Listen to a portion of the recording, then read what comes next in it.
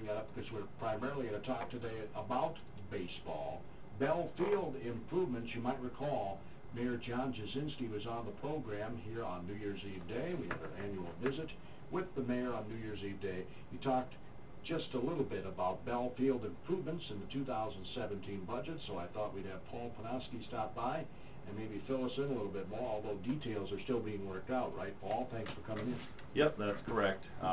With that being in the 5-year CIP with the city, there's different areas that different directions we could go with the actual CIP, but the main emphasis, regardless of what we do, is going to be dealing with the ADA compliance of the facility, because that's probably the number one draw that's brought us together on that facility right now. Yeah, I was visiting with some people at Ken Hubert's go-away social, his retirement social, his retirement social on Sunday.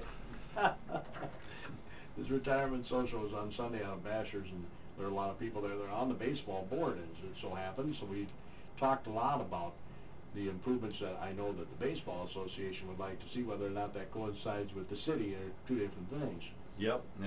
You know, it's good that we've got groups out there that are interested in making improvements to it, and hopefully that they will assist, just like the softball people did, with doing some fundraising that goes along with that, because these improvements are not inexpensive to do. They can be very expensive, so we just need all the help we can get. Plus, it's good to have the people that are the closest to the sport assisting with the improvements that they want out of the facility, because that's how you know what they want. It's not just those of us sitting behind a desk making decisions on what should be done next at the facility. Right. I did notice last summer, being out at the park quite a bit last summer, that the softball diamonds aren't used as much as they used to be. Is there just less interest these days in that sport, or what? Well, I think they're still getting about as much use as they used to get. It's changed. It used to be years ago it was all adult use, and now you've got a lot of traveling sports that have come in and taken up. So the adult program is basically the second half of the week, the Wednesday, Thursday, Fridays, and then some of their tournaments. And there's not quite as many tournaments as there used to be. Yeah.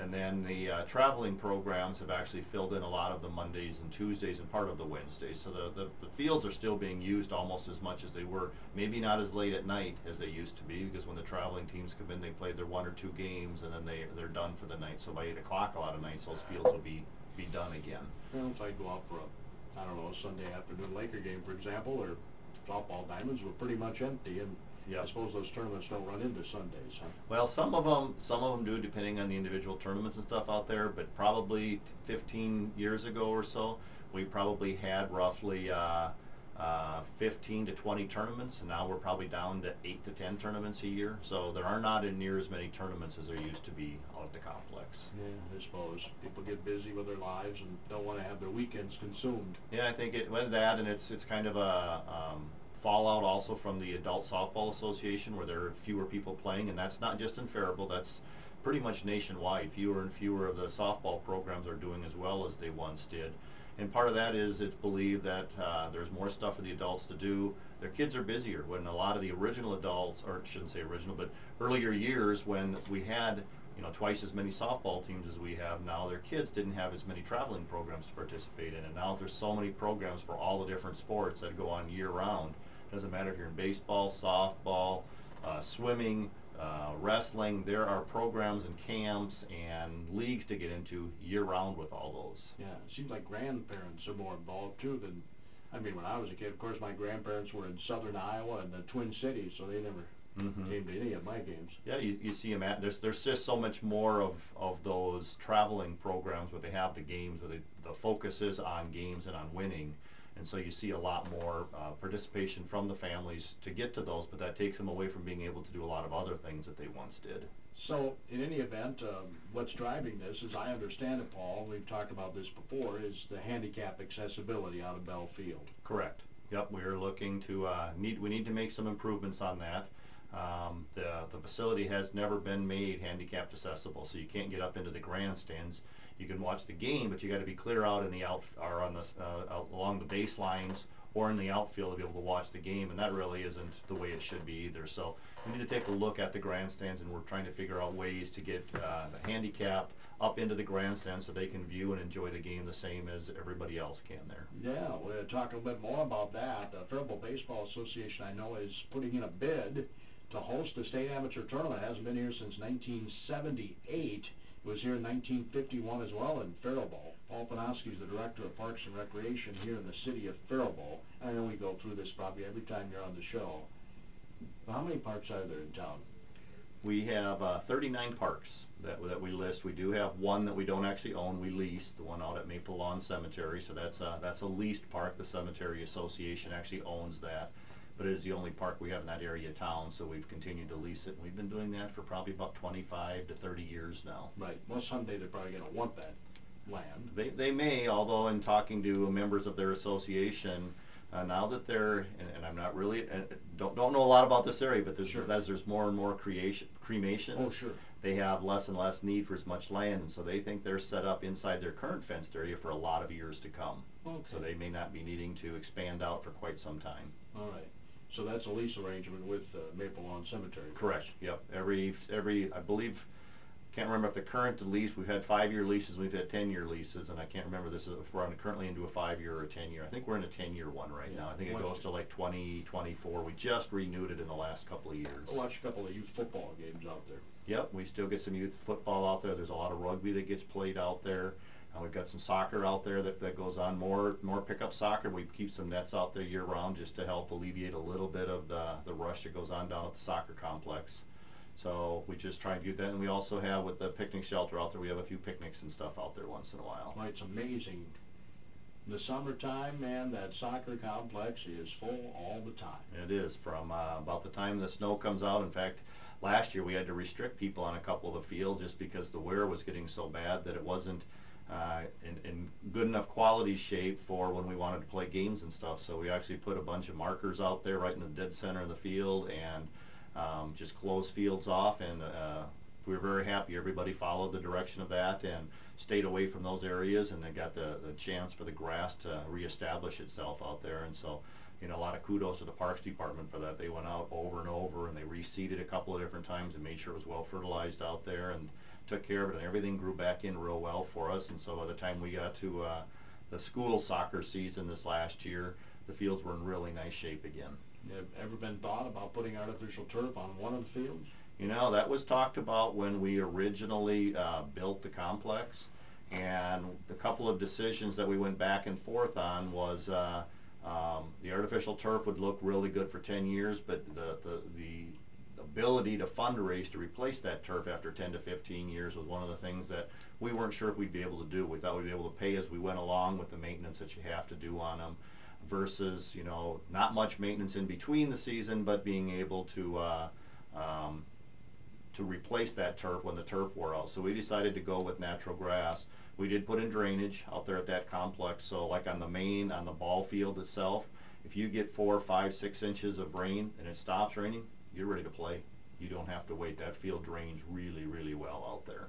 Wow. So, you know, the other fields not quite so much. They all have drainage on them, but that particular field it's actually got the same subsurface as what Target Field does up for the Minnesota Twins. And so that was designed to be able to take a lot of water. So if we've got a game going on or a game coming up, we know that game will go on that particular field. Now, it was a lot of fun covering the Falcons and their first ever state tournament berth last fall, and I had a chance to visit with some visiting people, and they are so impressed with that complex. We are so blessed to have that here. We have heard that from a lot of people. The traveling people tell us the same thing, that people love to come and play on the soccer complex that we have here.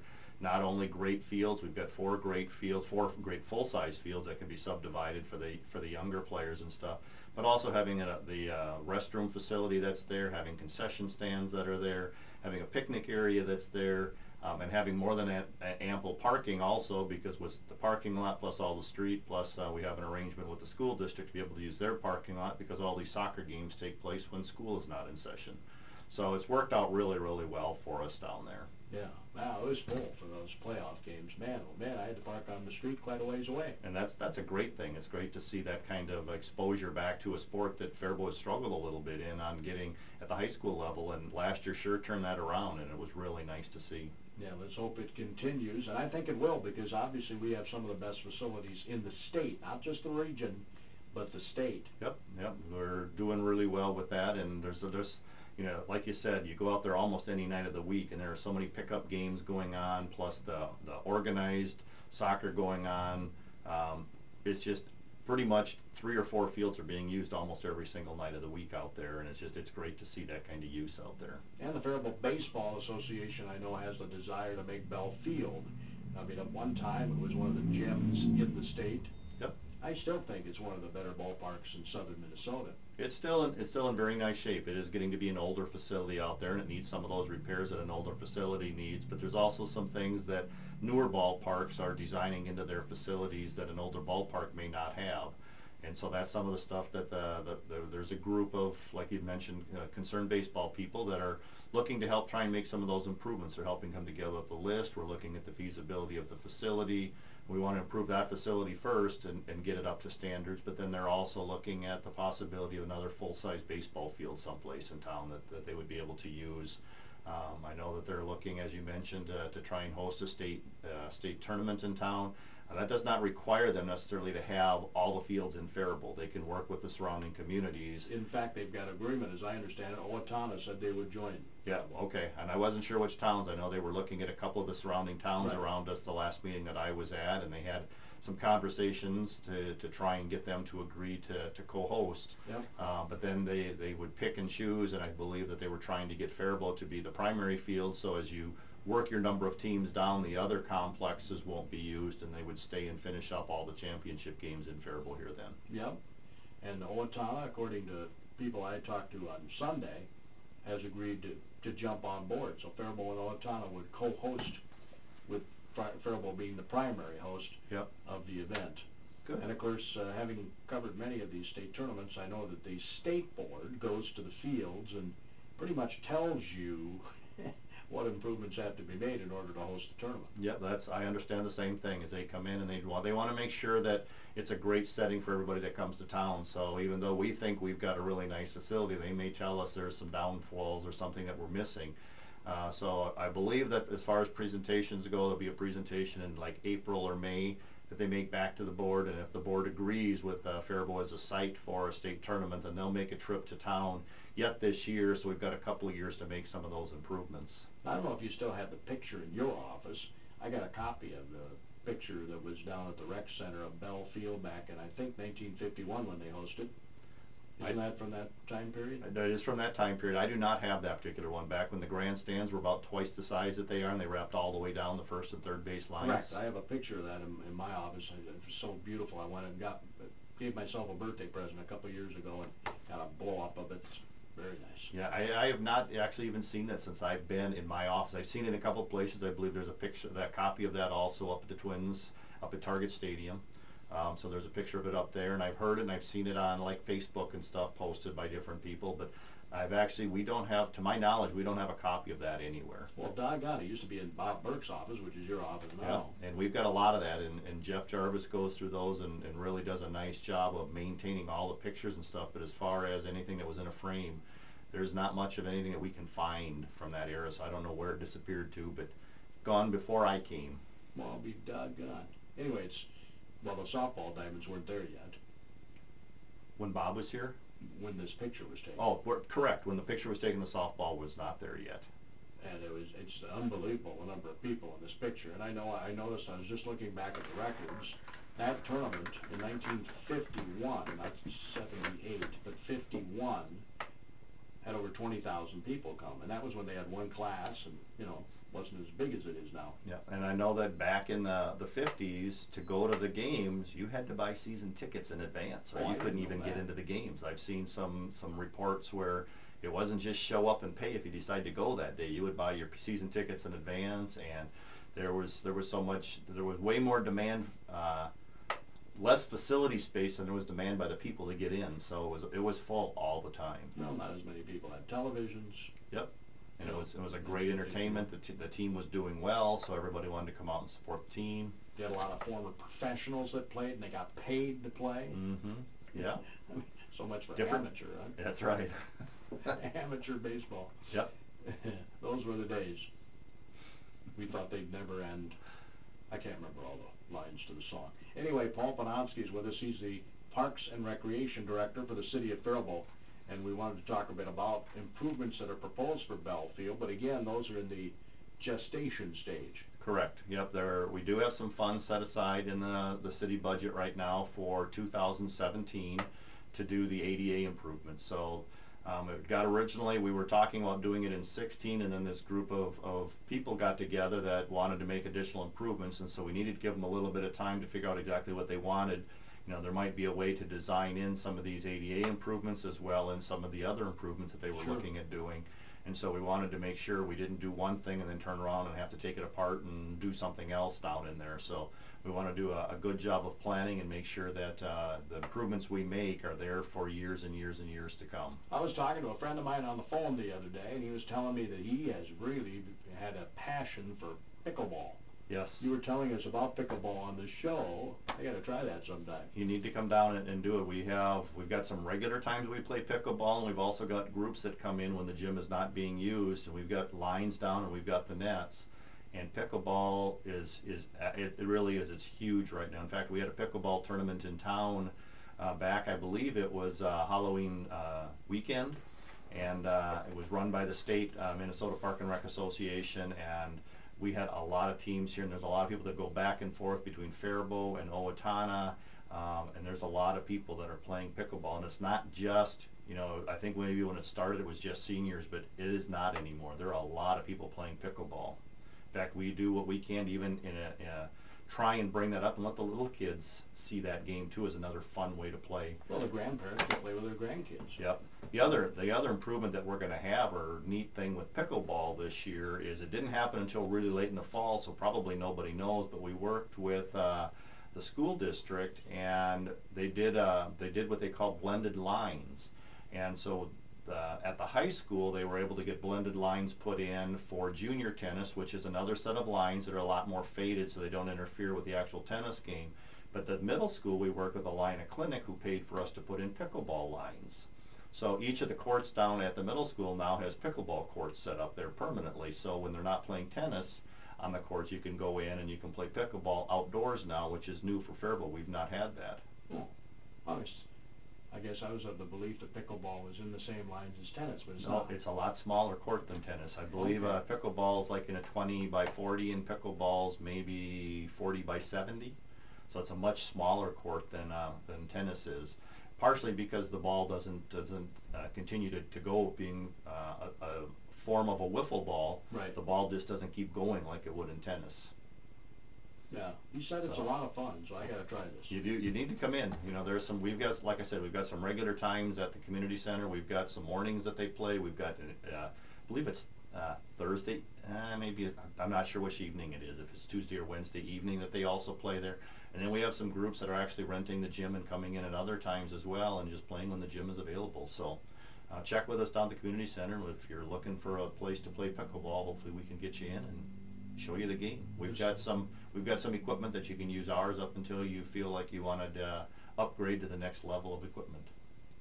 I suppose like anything else, you got real fancy stuff. Oh, sure. Like any sport, you can keep going up and up and up. Yeah. Now this is a cross between badminton and tennis. Or ping pong and tennis, more of a ping pong and tennis, because you still have the ball still has to bounce all the time.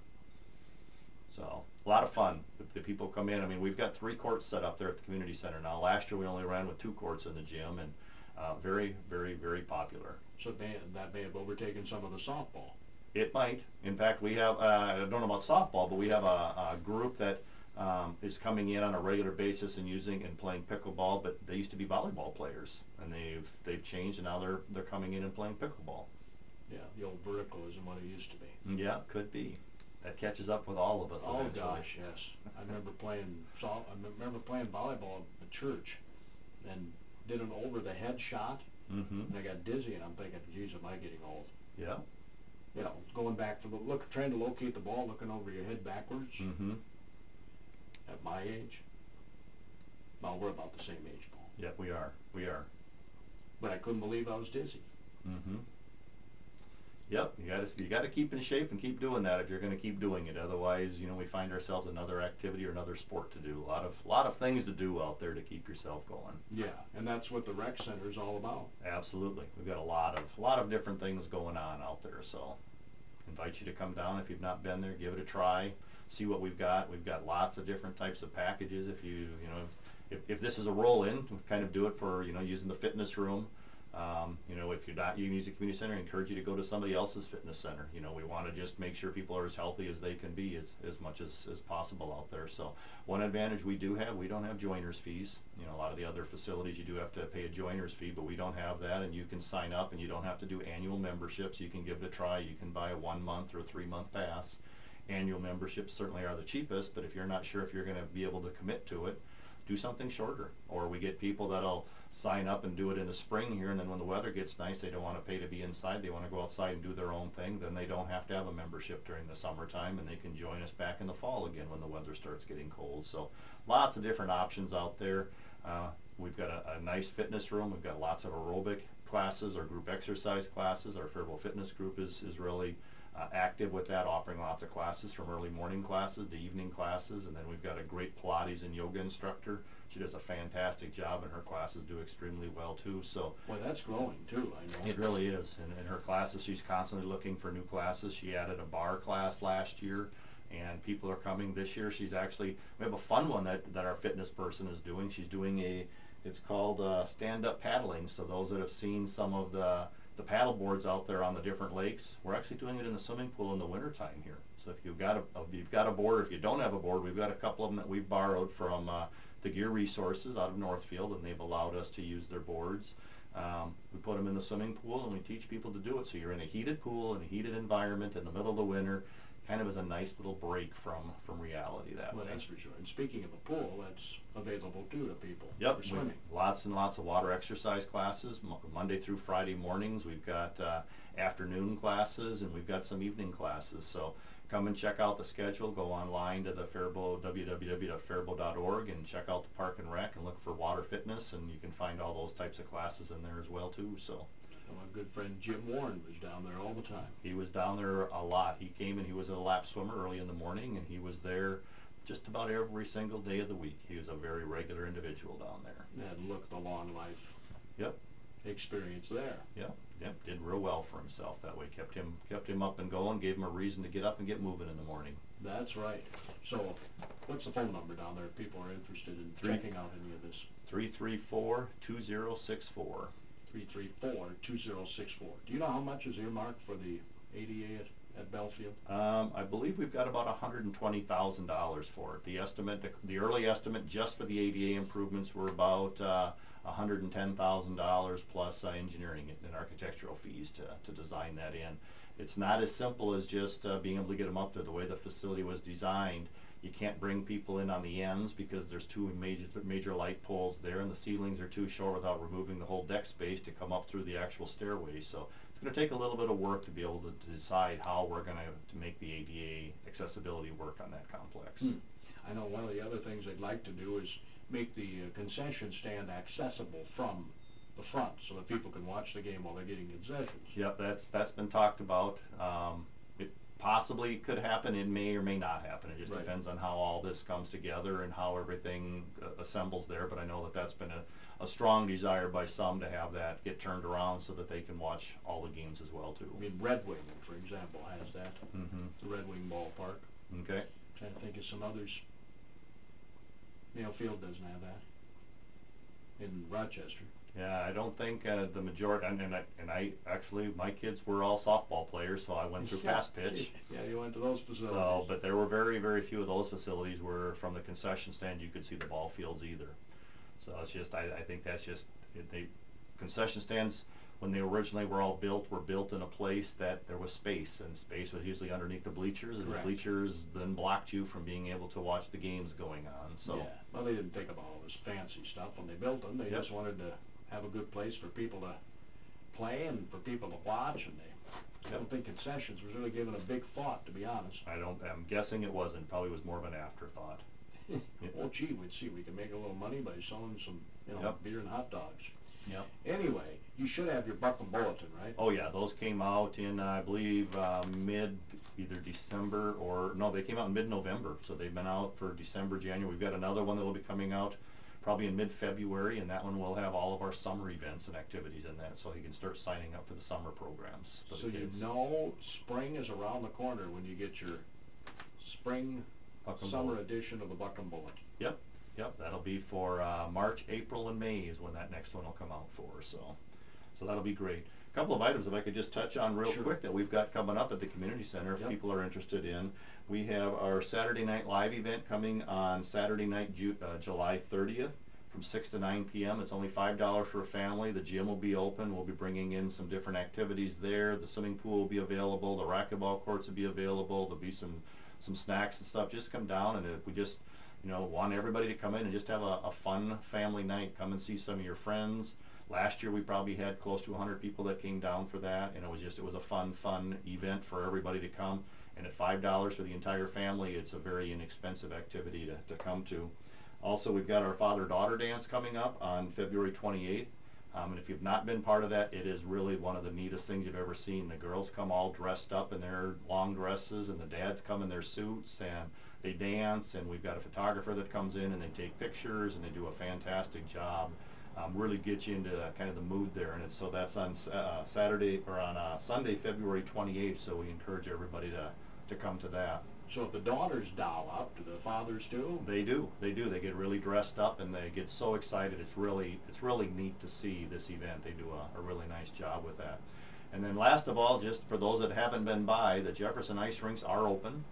We got them open. The guys worked through the weekend last weekend to put ice in them. We did not put ice in all three facilities that we normally have. We did one leisure rink and we did one hockey rink. But to get the ice as thick as we needed to, as fast as we wanted to, it's a late season for us. We've already got, even though the last few days it hasn't happened, but if we get back to normals like they're talking even later this week with the hot sun, it starts to beat away at that ice pretty fast. Yep. So to make the ice a little bit thicker so that it would last a little bit longer with a late start to the season, we only did 2 rinks this year. So those have been very well received so far. So just a reminder for those that haven't been there, it's another option for you. And with the weather moderating out just a little bit here, we should be really busy up there for the next week or so. Yeah, I would think so. We had a really mild December, and that's why you couldn't get the ice in. Yep, we couldn't get in at all, even early January. And then when it first got cold, the parks guys also do a lot of snow removal in town, so they were tied up with snow removal and weren't able to get to the ice rinks right away. Jerry hosts the show tomorrow for the Minnesota Pork Congress, so he'll be talking about that. It's a huge trade show for pork producers. You're in tune to KDHL AM, Faribault, Minnesota.